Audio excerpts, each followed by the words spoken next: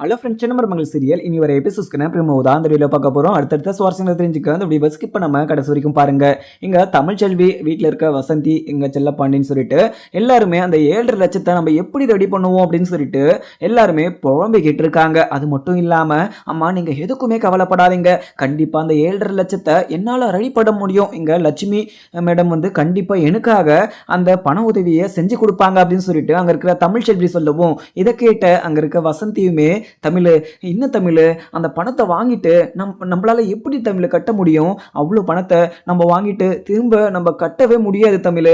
நம்ம சமாளிக்கிற சமாளிக்கு நம்ம இந்த அளவுக்குலாம் ஆசையே படக்கூடாது. நம்ம பேசாம எங்க சம்மந்தி வீட்டுக்கு போய் பேசாமல் நம்ம மன்னிப்பு கேட்டுட்டு வந்துடலாம். நீ சொன்னது ஏதோ தெரியாமல் சொல்லிட்டா என்னுடைய மக அப்படின்னு சொல்லிட்டு நானே போய் பேசிட்டு வரேன் தமிழ். அந்த பணத்தை நம்மளால் ரெடி பண்ணி கட்ட அந்த ஒரு ஃபங்க்ஷனை நல்லபடி நடத்த முடியும். ஆனால் மறுபடியும் அந்த பணத்தை ரிட்டன் நம்மளால் கட்ட முடியாது தமிழ், புரிஞ்சுக்க தமிழ் அப்படின்னு சொல்லிட்டு அங்கே இருக்கிற வசந்தி சொல்லவும், உடனே இங்கே இருக்கிற தமிழ்ச்செல்வியும், அம்மா என்னாலலாம் அவங்க முன்னாடி அசிங்கப்பட்டோ அவமானப்பட்டோ நிற்க முடியாது. அவங்க எதுக்காக இந்த அளவுக்கு பில் போட்டிருக்காங்கன்னு சொல்லிட்டு எனக்கு நல்லாவே தெரியும். என்ன அசிங்கப்படுத்தணும், அவங்க முன்னாடி மன்னிப்பு கேட்டு நான் தலை குனிஞ்சு நிற்கணும் அப்படின்னு சொல்லிட்டு தான் எங்க ஈஸ்வரியும் அங்க இருக்கிற சித்ரா இவங்கெல்லாம் சேர்ந்து இப்படிலாம் பண்ணிக்கிட்டு இருக்காங்க. ஆனால் நான் கண்டிப்பாக இதுக்கெல்லாம் பயப்படுறவ இல்லைன்னு சொல்லிட்டு அவங்களுக்கு நான் காட்டணும். அதுவும் இல்லாமல் இந்த பணத்தை என்னால் கொடுக்க முடியும், என்னுடைய இங்கே மீனாட்சிக்காக நான் ஒரு 7.5 லட்சம் என்னால் செலவு பண்ண முடியாதா அப்படின்னு சொல்லிட்டு அங்கே இருக்கிற தமிழ்ச்செல்வியுமே சொல்லவும், உடனே செல்லப்பாண்டியும், தமிழ் என்ன தமிழ் பேசிக்கிட்டு இருக்க,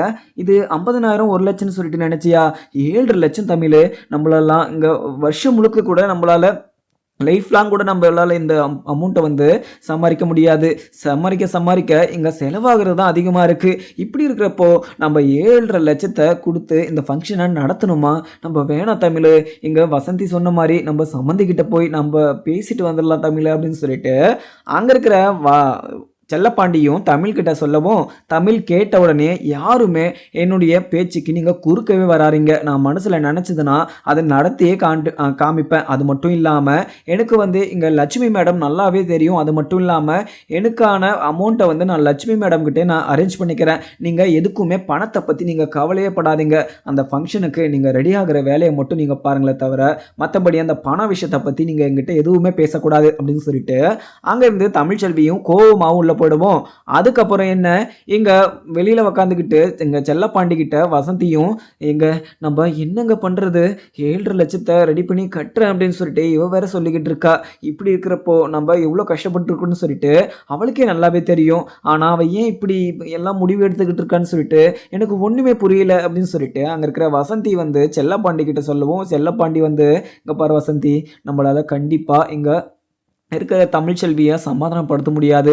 அவள் எடுத்த முடிவில் கண்டிப்பாக அவள் பின் வாங்க மாட்டா. அதனால் நீ இந்த விஷயத்தில் எதுவுமே இன்வால்வ் ஆகாமல் இரு, என்னவோ நம்ம பார்த்துக்கலாம். தமிழ் முடிவு பண்ணிட்டால, அவங்க முன்னாடி நம்ம அசிங்கப்படக்கூடாதுன்னா எவ்வளோ ஆனாலையும் நம்ம அதை கொடுத்து தான் ஆகணும் அப்படின்னு சொல்லிட்டு அங்கே இருக்கிற வசந்தி கிட்ட வந்து செல்லப்பாண்டி சொல்லிட்டுறாங்க. இதெல்லாம் யோசிச்சுக்கிட்டு அங்கே தமிழ்ச்செல்வியுமே கொஞ்சம் கோவத்தோடையும் கொஞ்சம் வருத்தத்தோடையும் தான் உக்காந்துக்கிட்டு இருக்காங்க. அதுக்கப்புறம் என்ன, இங்கே ஈஸ்வரியுமே நம்ம நினச்ச மாதிரியே கரெக்டாக அவங்க கட்ட முடியாத அமௌண்ட்டை வந்து நம்ம இது ஸ்கோர் பண்ணி நம்ம அந்த அமௌண்ட்டையுமே அவங்ககிட்ட சொல்லிட்டு வந்துட்டோம். ஆனால் இந்த வீராப்பில் அந்த பணத்தை ரெடி பண்ணுறேன்னு சொன்ன தமிழ் கண்டிப்பாக அந்த ஃபங்க்ஷனுக்கு வந்து அந்த பணத்தை கொடுக்க மாட்டா. இந்த பணத்தை கொடுக்கலன்னு சொல்லிட்டு அவளை அந்த ஃபங்க்ஷனில் நம்ம அசிங்கப்படுத்தி விட்டுடணும். இதுக்கு மேலே நம்மளுடைய வீட்டு பக்கமே அவள் தலை வச்சு படுக்காத மாதிரி நம்ம அவளை பண்ணி விடணும் அப்படின்னு சொல்லிட்டு அங்கே இருக்கிற ஈஸ்வரி வந்து மனசுக்குள்ளேயே நினைச்சுக்கிட்டு இருக்க. அதுக்கப்புறம் என்ன, இங்கே சித்ராவும் வந்து, அம்மா என்னம்மா யோசிச்சுக்கிட்டு இருக்கீங்க, இங்கே காது குத்து ஃபங்க்ஷன் விழா வந்து தலைக்கு மேலே இருக்கு, நம்ம கிட்ட தான் எல்லா பொறுப்பையுமே கொடுத்துருக்காங்க. ஒரு விஷயம் நம்ம மறந்துட்டு அதை விட்டோம்னா கண்டிப்பா எங்க ராஜாங்க மாமா நம்மள சும்மாவே விட மாட்டாங்க. அதனால நீங்க என்னென்ன பண்ணணும்னு சொல்லிட்டு யோசிச்சுக்கிட்டு இருங்கம்மா அப்படின்னு சொல்லிட்டு அங்க இருக்கிற ஈஸ்வரி கிட்ட சித்ரா வந்து சொல்லிடவும், ஈஸ்வரியும், சித்ரா எதுக்காக மண்டையை போட்டு குழப்பிக்கிட்டு இருக்கீங்க, இப்போ இங்கே ஐஸ்வர்யா நம்மக்கிட்ட வந்து பேசிட்டு போனதை நீ கேட்ட இல்லையா, என்னன்னு சொல்லிட்டு உனக்கு ஞாபகம் இருக்கா அப்படின்னு சொல்லிட்டு அங்கே இருக்கிற சித்ரா கிட்ட வந்து ஈஸ்வரி கேட்கவும் உடனே இங்க சித்ராவும் அம்மா அப்படி என்னம்மா சொன்னா ஆமாம்மா எனக்கு நல்லா ஞாபகம் இருக்கு அவ அந்த பணத்தை 10 லட்சம் செக்கை கொடுத்துட்டு என்னென்ன கணக்கு வழக்கோ அதை நீங்க எழுதுறீங்க மிச்சம் மீதி இருந்தா நான் வந்து அப்புறம் வாங்கிக்கிறேன் அப்படின்னு சொல்லிட்டு ஐஸ்வர்யா சொல்லிட்டு போனா. அம்மா எதுக்காகம்மா அதை கேட்ட உடனே எனக்குமே ரொம்பவே கோவம் ஆயிடுச்சுமா. அவ இந்த அளவுக்கு நம்ம சைடு பேசுறாளா இல்ல இங்க சேது சைடு பேசுறாளான்னு சொல்லிட்டு எனக்கு ஒண்ணுமே புரியல. ஆமா எனக்கு ஒண்ணு மட்டும் புரியுதுமா, இங்க கண்டிப்பா இங்க இருக்கிற ஐஸ்வர்யா வந்து சேது பக்கம் சாஞ்சிட்டாமா. இதுக்கு மேலே நம்மளுக்கு எந்த ஒரு உதவியுமே பண்ண மாட்டா. அவன் மட்டும் கடைசி வரைக்கும் சந்தோஷமாகவும் பணக்காரியாக வாழ்ந்துட்டு போயிடலாம் அப்படின்னு சொல்லிட்டு அவளுடைய மனசில் ஃபிக்ஸ் பண்ணிட்டா போல. இதுக்கு மேலே நம்மளால் ஐஸ்வர்யாவை நம்பவே முடியாதம்மா. ஐஸ்வர்யா கிட்ட நம்ம கொஞ்சம் ஜாக்கிரதையாகவே இருக்கணும் அப்படின்னு சொல்லிட்டு அங்கே இருக்கிற சித்ராவும் ஈஸ்வரி கிட்ட சொல்லிடவும் ஈஸ்வரியும் இங்கே பாரு சித்ரா என்ன அவங்க சீண்டி பார்க்கக்கூடாது. அப்படி சீண்டி பார்த்தாங்கன்னா இப்போ தமிழ்ச்செல்வி என்ன தண்டனை அனுபவிச்சுக்கிட்டு இருக்காளோ அதே தண்டனை தான் இங்கே இருக்கிற ஐஸ்வர்யாவும் அனுபவிப்பா. இங்கே தமிழ்ச்செல்வியை சேதுக்கிட்ட இருந்து பிரித்த எனக்கு இங்கே இருக்கிற ஐஸ்வர்யாவை பிரிக்கிறதுக்கு எவ்வளோ நேரம் ஆகிடும் அப்படின்னு சொல்லிட்டு அங்கே இருக்கிற ஈஸ்வரியுமே சொல்லிடுவோம். அதுக்கப்புறம் என்ன இங்கே வெளியில் உக்காந்துக்கிட்டு ராஜாங்கம் மோகன் அங்கே இருக்கிற கருப்புன்னு சொல்லிட்டு எல்லாருமே உட்காந்து பேசிக்கிட்டு இருக்காங்க. அது மட்டும் இல்லாமல் இங்கே ராஜாங்கம் வந்து கருப்பு இங்கே காது குத்து ஃபங்க்ஷனுக்கு நம்ம எங்கே வச்சுக்கலாம் அப்படின்ற எல்லா பிளான்லாம் போட்டுட்டிங்க இல்லையா, இங்கே சேது எல்லாம் அதுக்கான வேலையெல்லாம் பார்த்துக்கிட்டு இருக்கானா அப்படின்னு சொல்லிட்டு அங்கே இருக்கிற ராஜாங்கம் கேட்கவும் இதை கேட்ட அங்கே இருக்கிற கருப்பும் ஆமாம்மா எல்லாமே ரெடி பண்ணிட்டு இருக்காங்க, எல்லாமே ஓகே தான், இதுக்கு மேலே எந்த ஒரு பிரச்சனையும் இல்லை, எல்லாம் சேது பார்த்துட்டா அப்படின்னு சொல்லிட்டு அங்கே இருக்கிற கருப்புமே சொல்லிடவும் உடனே இங்கே இருக்கிற மோகனாவும் இங்கே அவ்வளோ பெரிய அமௌண்ட்டை எங்கள் தமிழ்ச்செல்வி எப்படிங்க கொடுப்பா, அந்த அமௌண்ட்டு எனக்கு ரொம்பவே பயமாகவும் இருக்குங்க. எங்கள் தமிழ்ச்செல்வி கண்டிப்பாக அந்த அமௌண்ட்டை ரெடி பண்ண முடியாது. அது மட்டும் இல்லாமல் அவள் கோவத்தில் இந்த அமௌண்ட்டை நான் தந்தி ஆகுவேன் அப்படின்னு சொல்லிட்டு அவள் ரொம்பவே சிரமப்பட்டு அந்த பணத்தை எது ரெடி பண்ண போகிறாங்க அப்படின்னு சொல்லிட்டு அங்கே இருக்கிற மோகனா சொல்லவும் இதை கேட்ட ராஜாங்கமும் இங்கே பாரு மோகனா இங்கே தமிழ்ச்செல்வியாக தான் வாண்டடாக வந்து இந்த காது குத்து ஃபங்க்ஷன் விழாவில் எவ்வளோ செலவாகுதோ அதில் பாதியை நான் கொடுப்பேன், அப்படி நீங்கள் இதுக்கு சம்மதிச்சா மட்டும்தான் நான் இந்த காது குத்து விழாக்கு வந்து நான் சம்மதிப்பேன் அப்படின்னு சொல்லிட்டு சொன்னேன். அதனால தான் நானுமே இங்கே தமிழ்ச்செல்வி இருப்பு இருந்தால் கொடுக்கட்டும் அப்படின்னு சொல்லிட்டு தான் நானும் சொன்னேன். ஆனால் இங்கே ஈஸ்வரி போட்ட கணக்குப்படி 15 லட்ச ரூபாய் வருது, அதில் 7.5 லட்ச ரூபாய் இங்கே தமிழ் கொடுக்க முடியலனா கூட பரவாயில்ல, நான் எதுவுமே நினச்சிக்க மாட்டேன், அவளோட முடிஞ்ச அளவுக்கு அவளுடைய ஆசைப்படியே நடக்கட்டும். ஏன்னா அவளுடைய ஆசைக்கு நம்ம நிகராக எப்போவுமே எதிர்த்து நிற்கக்கூடாது. ஏன்னா அவளுடைய ஆசையை நம்ம நிறைவேற்றி ஆகணும். அவளுக்கு எந்த ஒரு கஷ்டமும் நம்ம இல்லாமல் பார்த்துக்கணும். இப்போ கூட அவள் இந்த ஃபங்க்ஷனுக்கு ₹1 கொடுக்கலனாலுமே என்னுடைய பேரனுக்கும் பேத்திக்கும் நான் என்னுடைய செலவில் இந்த ஒரு ஃபங்க்ஷனை நான் நடத்துவேன். ஆனால் இங்கே தமிழ் ஆசைப்படுறா, அந்த அவள் ஆசைப்படியே இது எல்லாமே நடக்கட்டும் அப்படின்னு சொல்லிட்டு அங்கே இருக்கிற ஈஸ்வரி கிட்ட இது மோகனா கிட்ட ராஜாங்கமும் சொல்லிடுறாங்க. இதை கேட்ட மோகனாவும் சைலண்டாகவும் ஆயிடுறாங்க. அது மட்டும் இல்லாமல் ஈஸ்வரிக்கு ஒரு ஃபோன் காலும் வருது. ஃபோன் கால் வந்த உடனே அவங்க ஏதோ கட்சி தலைவர் மீட்டிங் அப்படின்னு சொல்லிட்டு அங்கேருந்து பார்த்தீங்கன்னா கிளம்பிடுறாங்க. எங்கே அப்படின்னு சொல்லிட்டு பார்த்தீங்கன்னா இங்கே ஒரு விஷயமா அவங்க வந்து வெளியில் வர சொல்லியிருக்காங்க.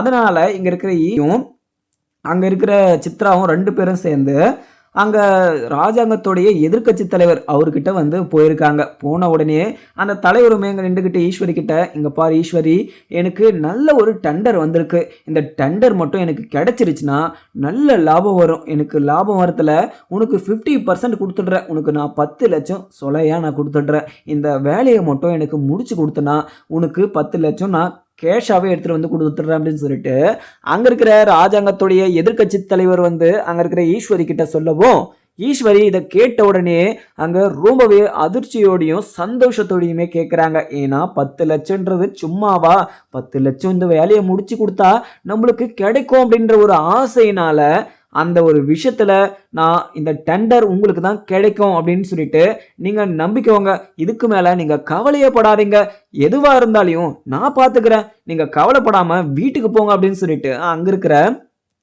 ஈஸ்வரியும் அங்கே இருக்கிற எதிர்கட்சி தலைவர்கிட்ட வந்து கொடுத்துட்றாங்க. வாக்கு கொடுத்த உடனே எதிர்கட்சி தலைவரும் இங்கே பாரு ஈஸ்வரி என்கிட்ட வாக்கு கொடுத்தா இதை முடிச்சு கொடுக்கணும், இதை முடிச்சு கொடுக்கலனா கண்டிப்பாக நான் உன்னை என்ன பண்ணுவேன்னு சொல்லிட்டு என்னை பற்றி உனக்கு நல்லாவே தெரிஞ்சிருந்தா கொஞ்சம் நல்லது தான், எனக்கு இந்த டெண்டரை மட்டும் முடிச்சு கொடு, உனக்கு என்னவோ நான் பார்த்துக்கிறேன், 10 லட்சம்னா 10 லட்சம், உன்னை 1 லட்சம் சேர்த்துக்க கேட்குறியா 11 லட்சமா நீ வச்சுக்கோ அப்படின்னு சொல்லிட்டு அங்கே இருக்கிற எதிர்கட்சி தலைவரும் சொல்லிட்டு அங்கேருந்து கிளம்பிடுறாங்க. உடனே இங்கே ஈஸ்வரியும் சந்தோஷத்தோட சித்ரா, எனக்கு ரொம்பவே சந்தோஷமா இருக்கு சித்ரா. எனக்குன்னு லட்சுமி தேடி வந்துகிட்டே இருக்கு.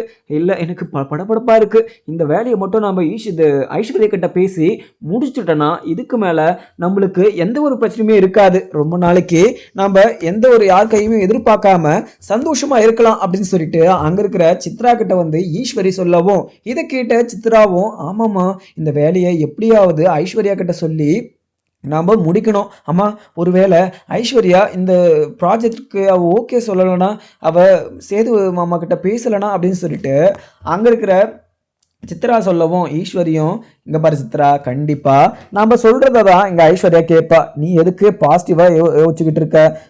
எல்லாம் இப்ப நல்லபடியா நடக்கும் அப்படின்னு சொல்லிட்டு மனசுல நினைச்சுக்கோ அப்படின்னு சொல்லிட்டு அங்க இருக்கிற சித்ரா கிட்ட வந்து ஈஸ்வரியுமே சொல்லிடவும், 2 பேரும் சேர்ந்து வீட்டுக்குமே போயிட்டு இருக்காங்க. அதுக்கப்புறம் இங்க ஐஸ்வர்யாவும் குழந்தைகிட்ட உக்காந்துக்கிட்டு அழகர்கிட்ட விளையாடிக்கிட்டு இருக்கவும், அதுக்கப்புறம் இங்க ஐஸ்வர்யா பழைய விஷயங்கள் எல்லாம் நிறைய விஷயங்கள் தப்பான ஒரு விஷயங்கள் எல்லாம் பண்ணியிருப்பாங்க. அந்த ஒரு விஷயங்களை வந்து மனசுக்குள்ள குழப்பிக்கிட்டு அந்த ஒரு விஷயங்களை யோசிச்சுக்கிட்டுமே இருக்காங்க. என்னன்னா அந்த ஒரு விஷயத்த அந்த ஒரு தப்பை தமிழ்ச்செல்விக்கு செஞ்ச துரோகத்தை நம்ம பண்ணியிருக்க கூடாது. இவ்வளோ பெரிய தப்பை பண்ணிட்டு நம்ம இங்கே இருக்கோம் அப்படின்னு சொல்லிட்டு எங்கள் மாமாவுக்கு தெரிஞ்சிச்சுன்னா கண்டிப்பாக என்ன இந்த வீட்டிலேயே வைக்க மாட்டாங்க. அது மட்டும் இல்லாமல் அவங்களுக்கு செஞ்ச மிகப்பெரிய நம்பிக்கை துரோகம்னு சொல்லிட்டு நினச்சி என்னை ரொம்பவே தப்பாகவும் புரிஞ்சுப்பாங்க. இந்த பாவத்துக்காக நான் எங்கே தான் இதை நான் இது என் தலையிலேருந்து இறக்க போகிறோனோ தெரியல அப்படின்னு சொல்லிட்டு அங்கேருந்து ஐஸ்வர்யாவும் அங்கே உட்காந்துக்கிட்டு யோசிச்சுக்கிட்டு இருக்கவும், அழகர் வந்து அழுதுகிட்டே இருக்கான். அழகர், எதுக்காகப்பா அழுகிற? அழுகாதப்பா, இந்த உங்கள் அம்மாவை பாரு பாரு பாரு அப்படின்னு சொல்லிட்டு அங்கே இருக்கிற ஃபோனை எடுத்து அங்கே தமிழ்ச்செல்வியுடைய ஃபோட்டோவை காமிச்சு, இதுதான் உங்கள் அம்மா, என்கிட்ட வந்து ஒரு வாரம் இருப்ப, அதுக்கப்புறம் உங்கள் அம்மா கிட்ட தான்ப்பா இருப்ப. உங்கள் அம்மாவை கூடி சீக்கிரம் பார்த்துற, இன்னும் 2 நாள் தான் இருக்குது. நீ கொஞ்சம் நேரம் நீ பொறுத்துக்கிட்டு நீ இப்போ நல்லபடியாக சாப்பிட்டனா உங்கள் அம்மா கிட்ட நான் கூட்டிகிட்டு போகிறேன், சரியா சரியான்னு சொல்லிட்டு அங்கே இருக்கிற அழகர்கிட்ட வந்து கொஞ்சிக்கிட்டுமே இருக்காங்க. அதுக்கப்புறம் என்ன, இங்கே தமிழ்ச்செல்வியும் வீட்டில் உக்காந்துக்கிட்டு அங்கே லட்சுமி மேடம் கிட்ட நம்ம பேசி ஆகணும் அப்படின்னு சொல்லிட்டு லட்சுமி மேடம்க்கு வந்து ஃபோன் பண்ணி பார்க்குறாங்க. அவங்களுமே கொஞ்சம் வெளியில் போயிட்டு இருக்கிறதுனால ஃபோனையுமே எடுக்க முடியல. அதுக்கப்புறம் இங்கே தமிழ்ச்செல்வியுமே சைலண்ட் ஆகிட, அதுக்கப்புறம் ஈஸ்வரியுமே வீட்டுக்கு வந்துடுறாங்க. வீட்டுக்கு வந்த உடனேயே ஆளில் வந்து இது குழந்தைய வச்சுக்கிட்டு அங்கே இருக்கிற ஐஸ்வர்யாவும் குழந்தைய கொஞ்சிக்கிட்டு இருக்காங்க. கொஞ்சிக்கிட்டு இருக்க இங்கே ஐஸ்வர்யாவை பார்த்த உடனே ஈஸ்வரியும் நம்ம நினச்ச மாதிரியே தனியாக பேசணும் அப்படின்னு சொல்லிட்டு நினச்சோம். வீட்லேயும் ஆள் கிடையாது, இங்கே ஐஸ்வர்யா தனியாக இருக்கா, நம்ம இப்போ போய் ஐஸ்வர்யா கிட்ட பேசியே ஆகணும் அப்படின்னு சொல்லிட்டு அங்கே இருக்கிற ஈஸ்வரியும் ஐஸ்வர்யா கிட்ட போயிட்டு, ஐஸ்வர்யா, எனக்கு உங்ககிட்ட ஒரு முக்கியமான ஒரு விஷயம் சொல்லணும். அதுவும் இது மிகப்பெரிய ஒரு விஷயம். இந்த விஷயம் மட்டும் பண்ணால் எனக்கு மிகப்பெரிய சந்தோஷமாக இருக்கும், எனக்கு ஒரு நன்றி கடனாக இருக்கும் அப்படின்னு சொல்லிட்டு அங்கே இருக்கிற ஈஸ்வரி சொல்லவும், இதை கேட்ட அங்கே இருக்கிற ஐஸ்வர்யாவும், அத்தை இன்ன பிரச்சனை, என்ன பிரச்சனைன்னு சொல்லுங்க அத்தை, உங்களுக்கு தானே பண்ணிக்கலாம் அப்படின்னு சொல்லிட்டு அங்கே இருக்கிற ஐஸ்வர்யா சொல்லவும், இதை கேட்ட ஈஸ்வரியும், ஐஸ்வர்யா, எனக்கு இந்த ஒரு விஷயம் மட்டும் நீ பண்ணி கொடுத்தனா எனக்கு ரொம்பவே நன்றி கடை இருக்கும். எனக்கு தெரிஞ்ச ஒரு ரிலேட் லெவலில் இந்த ஒரு ப்ராஜெக்ட் வந்து நல்லபடியாக முடியணும் அப்படின்னு சொல்லிட்டு அவர் ஆசைப்பட்டுக்கிட்டு இருக்காங்க. அது மட்டும் இல்லாமல் அவருக்கு சின்ன வயசுலேருந்து இந்த ப்ராஜெக்ட் வந்து ரொம்பவே கனவாக, அந்த கனவை நிறைவேற்றணும் அப்படின்னு சொல்லிட்டு ஆசைப்பட்ட போது இங்கே சட்ட ரீதியாக வந்து நிறைய எதிர்ப்பு வந்து இந்த ஒரு ப்ராஜெக்ட்டுக்கு வந்து வந்திருக்கு. அதனால் இந்த ப்ராஜெக்டை ஓகே பண்ணணும்னா இங்கே சேதுவுடைய சைன் வந்து இதில் வேணும். அதனால் இந்த சைனை மட்டும் எப்படியாவது சேதுக்கிட்ட போய் இந்த சைனை நீ வாங்கிட்டு வர முடியுமா அப்படின்னு சொல்லிட்டு அங்கே இருக்கிற ஐஸ்வர்யா சொல்லவும், உடனே ஐஸ்வர்யா அந்த ஒரு ஃபைலையுமே வாங்கி பார்க்குறாங்க. பார்த்த உடனே ஐஸ்வர்யா இதை பார்த்த உடனே, அத்தை இல்லத்தை, எனக்கு என்னமோ இது பண்ணக்கூடாது அப்படின்னு சொல்லிட்டு எனக்கு தோணுது. இந்த ப்ராஜெக்டை சேக்ஷன் பண்ணக்கூடாது, கண்டிப்பாக இதில் ஏதோ வில்லங்க இருக்கு அத்தை, அதனால தான் இது ரொம்பவே இழுத்துக்கிட்டு போகுது. உங்களுடைய ஃப்ரெண்டுக்கிட்ட நீங்கள் சொல்லிடுங்க, இந்த ஒரு விஷயத்த கைவிட்டுருக்க சொல்லுங்கள். இதுக்கு மேலே இந்த ப்ராஜெக்டை பண்ணணும் அப்படின்னு சொல்லிட்டு யோசிச்சாங்கன்னா அவங்க மிகப்பெரிய விளைவுகளெல்லாம் சந்திக்க வேண்டியதாக இருக்கும். நீங்கள் எதுக்கு அத்தை நீங்கள் இதுக்கெல்லாம் நீங்கள் ஓகே சொல்லிவிட்டு இந்த ஃபைல்ஸ் எல்லாம் நீங்கள் வாங்கிட்டு வரீங்க, இதெல்லாம் நீங்கள் பண்ணாதீங்க அத்தை, இங்கே சேது மாமா கிட்ட நான் என்ன போய் பேசுவேன் அப்படின்னு சொல்லிட்டு அங்கே இருக்கிற ஐஸ்வர்யா சொல்லவும், இதை கேட்ட ஈஸ்வரியும், என்ன ஐஸ்வர்யா, எனக்காக இந்த ஒரு விஷயத்த நீ பண்ண மாட்டியா?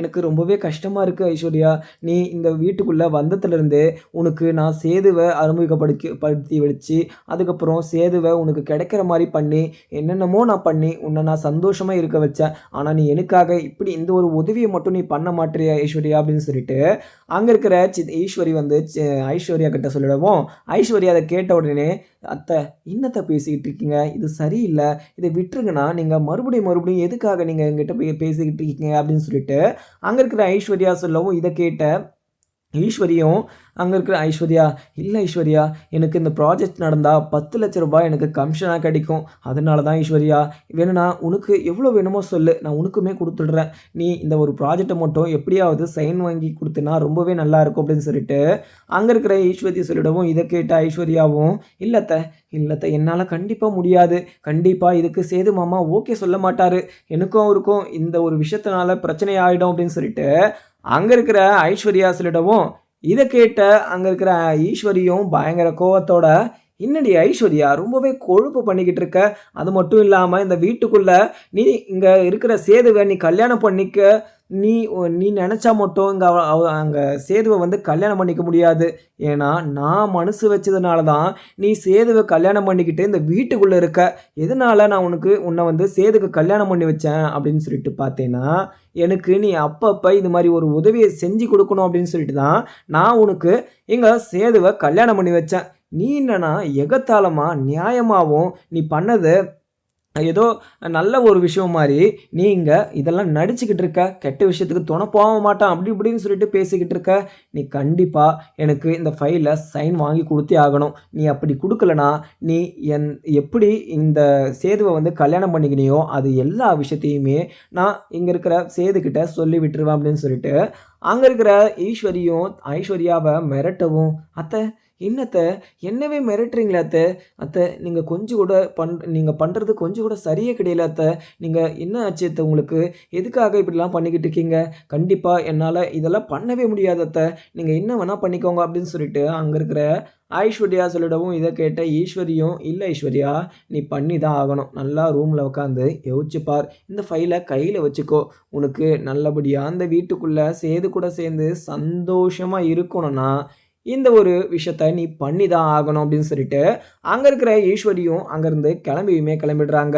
அதுக்கப்புறம் என்ன ஐஸ்வர்யாவும் யோசிச்சுக்கிட்டு நின்றுக்கிட்டு இங்கே ஈஸ்வர்யாத்தை எதுக்காக இப்படியெல்லாம் பண்ணிக்கிட்டு இருக்காங்க, கொஞ்சம் கூட ஈஸ்வர்யாத்தையே நம்மளால் புரிஞ்சுக்க முடியல, ஈஸ்வர்யாத்தை மிகப்பெரிய விஷயங்கள்லாம் பண்ணிக்கிட்டு இருக்காங்க, இந்த விஷயத்தில் நாம் இன்வால்வ் ஆகி அது மட்டும் இல்லாமல் சேது மாமா அதில் சைன் போட்டு சேது மாமாவுடைய போஸ்டிங்க்கு ப்ராப்ளம் ஆச்சுன்னா கண்டிப்பாக என்னை சும்மாவே விட மாட்டாங்க, இந்த விஷயத்தை நம்ம எப்படி நம்ம ஓகே பண்ணுறது, ஐயோ ஒன்றுமே புரியாமல் நான் முழிச்சுக்கிட்டு இருக்கேனே, அது மட்டும் இல்லாமல் இப்போ நான் இந்த விஷயத்த பண்ணி கொடுக்கலனா ஈஸ்வரியா தவிர நான் பண்ண திருட்டுத்தனத்தை எல்லாமே இங்கே சேது மாமா கிட்ட சொல்லி விட்டுருவேன் அப்படின்னு சொல்லிட்டுலாம் சொல்லிட்டு போகிறாங்க.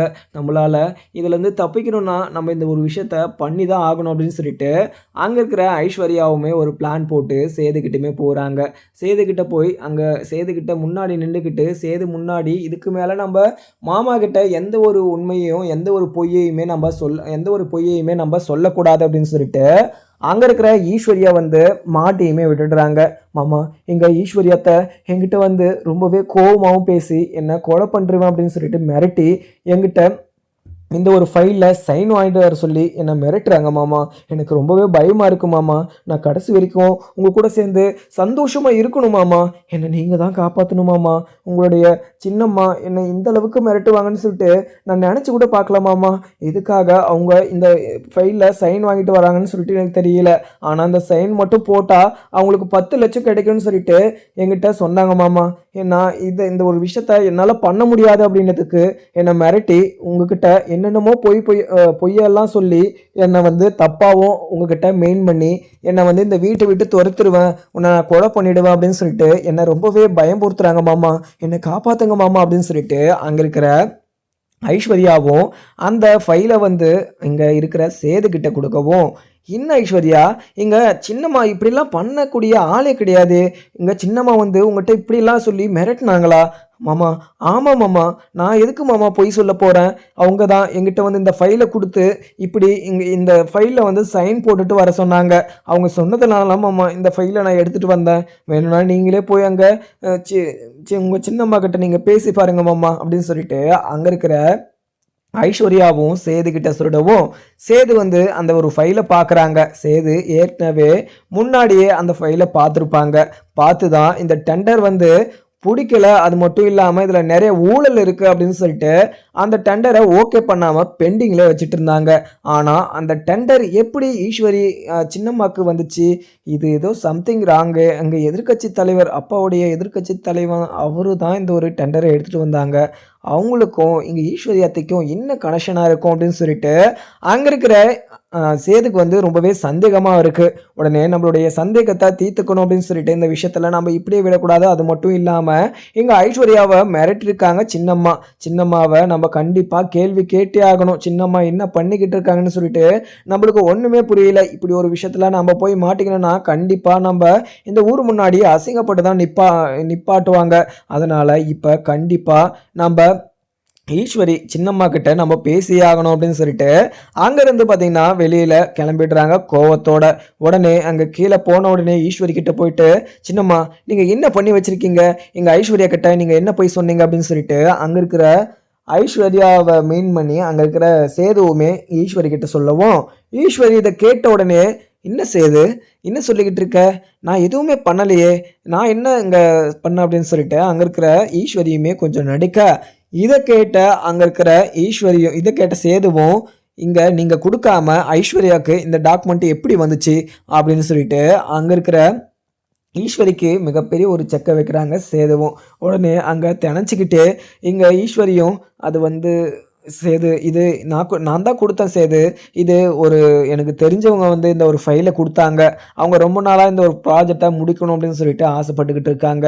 அதனால அவங்களுடைய ஆசையை நிறைவேற்றணும் அப்படின்னு சொல்லிட்டு என்கிட்ட வந்து ஹெல்ப் கேட்டாங்க. உங்ககிட்ட இங்கே சேதுக்கிட்ட சைன் வாங்கிட்டு வந்து கொடுத்தீங்கன்னா ரொம்ப நல்லா இருக்கும் அப்படின்னு சொல்லிட்டு, அதனால தான் சேது உங்ககிட்ட நான் எடுத்துகிட்டு வந்து இந்த ஃபைலை கொடுத்தேன் அப்படின்னு சொல்லிட்டு அங்கே இருக்கிற சேதுக்கிட்ட வந்து ஈஸ்வரி சொல்லவும், இதை கேட்ட அங்கே இருக்கிற சேதுவும், இங்க பாரு சின்னம்மா, நீங்க பண்றது கொஞ்சம் கூட சரியா கிடையாது. அது மட்டும் இல்லாம இந்த பேப்பர்ல நான் சைன் வாங்கிட்டு வர மாட்டேன் அப்படின்னு சொல்லிட்டு அங்க இருக்கிற ஐஸ்வர்யா சொன்னதுக்கு நீங்க ஐஸ்வர்யாவை மிரட்டிருக்கீங்க. அது மட்டும் இல்லாம கொலை முயற்சி கொடுப்பேன் அப்படின்னு சொல்லிட்டு ஐஸ்வர்யாவை எந்த அளவுக்கு மிரட்டிங்கன்னு சொல்லிட்டு ஐஸ்வர்யா எல்லா விஷயத்தையுமே புட்டு புட்டு என்கிட்ட வச்சுட்டா. இதுக்கு மேல இந்த வீட்டில் இருந்துக்கிட்டு நீங்க இப்படியெல்லாம் ஒரு வேலையை நீங்க பண்ணவே கூடாது. அது மட்டும் இல்லாம உங்களுக்கு எப்படி தைரியம் வந்துச்சு?